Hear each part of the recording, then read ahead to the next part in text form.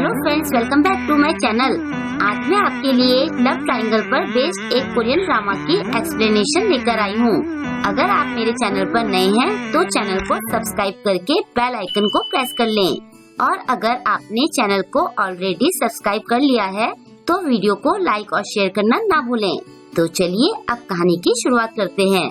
कहानी शुरू होती है एक लवली कपल से जो सीक्रेटली डेटिंग कर रहे होते हैं। इसमें लड़के का नाम येनवू और लड़की का नाम योंगसू है। दोनों ही अपने रिलेशनशिप से बहुत खुश हैं। दोनों साथ में जा रहे होते हैं।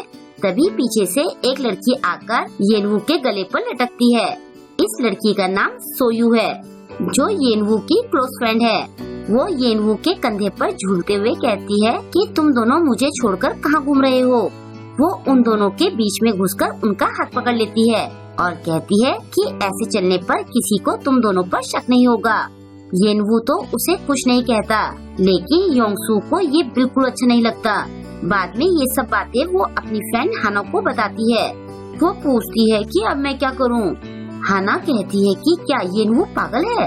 उसकी हरकतों से तो ऐसा लगता है कि उसे तुमसे ज्यादा सोयू की फिक्र है।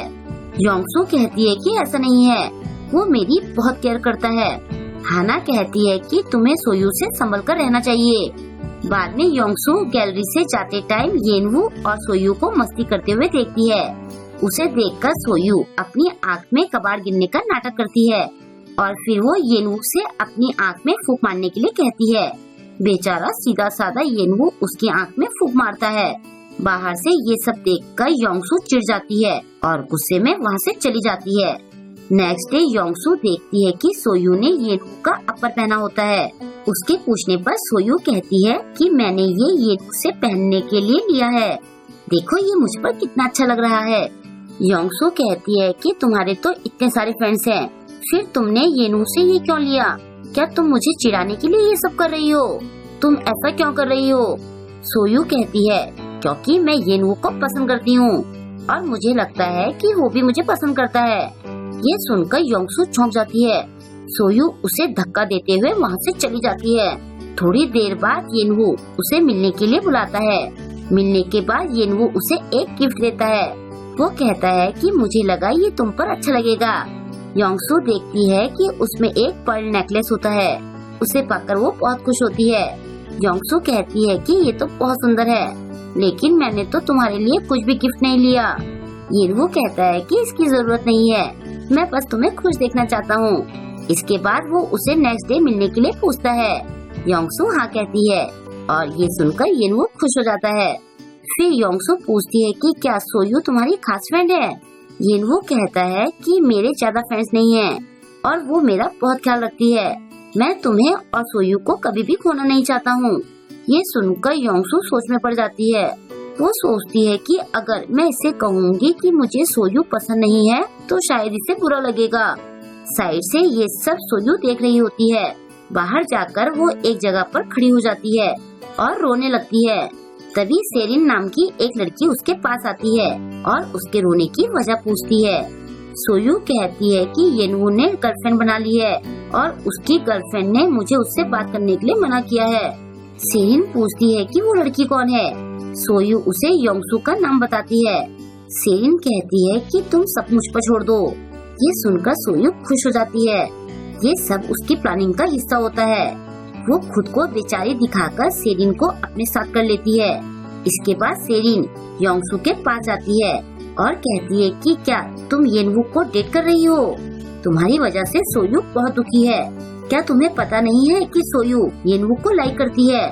योंगसू कहती है कि येनवू मुझे पसंद करता है और हम दोनों डेट कर रहे हैं। सेरिन कहती है कि मैंने सुना है कि तुमने सोयू को येनवू से मिलने के लिए मना किया है। योंगसू कहती है कि मैंने ऐसा नहीं कहा है।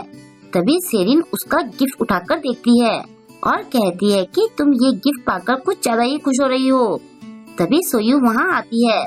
सेरिन उसे कहती है कि ये गिफ्ट तुम्हारे लिए परफेक्ट है। फिर वो योंगसू से कहती है कि ऐसा करो, तुम ये नेकलेस सोयू को गिफ्ट कर दो। योंगसू कहती है कि ये गिफ्ट येनवू ने मुझे दिया है। सेरिन कहती है कि ये नेकलेस सोयू पर अच्छा लगता है और येनवू भी सोयू के साथ अच्छा लगता है। तो जैसा मैं कह रही हूँ तुम चुपचाप वैसा ही करो। बेचारी योंगसू डर के मारे कुछ नहीं कर पाती। बाद में सोयू नेकलेस पहनकर बहुत खुश हो रही होती है। योंगसू उससे अपना नेकलेस वापस मांगती है। सोयू कहती है कि इसके बदले में तुम क्या कर सकती हो। योंगसू कहती है कि मैं कुछ भी करने के लिए तैयार हूँ। सोयू उसे येनवू से ब्रेकअप करने के लिए कहती है, लेकिन योंगसू मना कर देती है। सोयू कहती है कि फिर मैं भी कुछ नहीं कर सकती, ये नेकलेस और येनवू दोनों मेरे होकर रहेंगे। ऐसा कहकर वो चली जाती है। ये सुनकर योंगसू को रोना आ जाता है। बाद में वो येनवू से मिलने जाती है।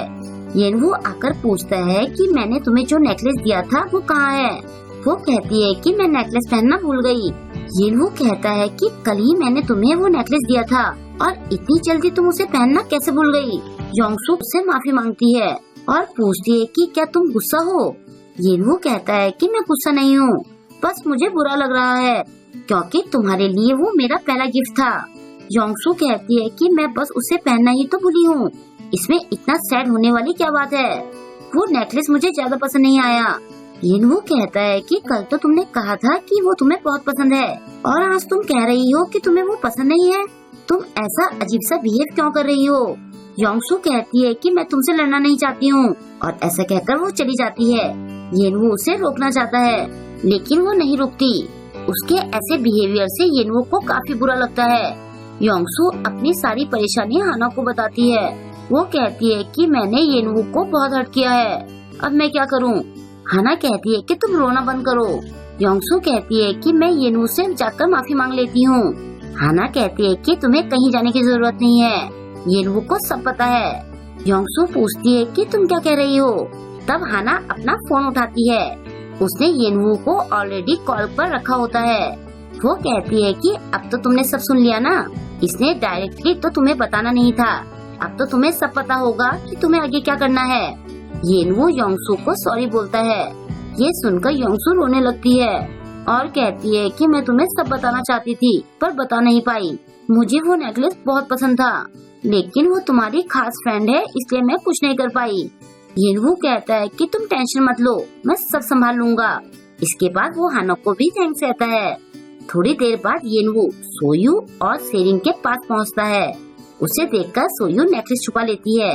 वो पूछती है कि क्या तुम्हें मुझसे कुछ काम है। येनवू कहता है कि मैं स्पेशली तुमसे मिलने आया हूँ। सेरिन कहती है कि लगता है आज तो योंगसू अपना बॉयफ्रेंड खो देगी।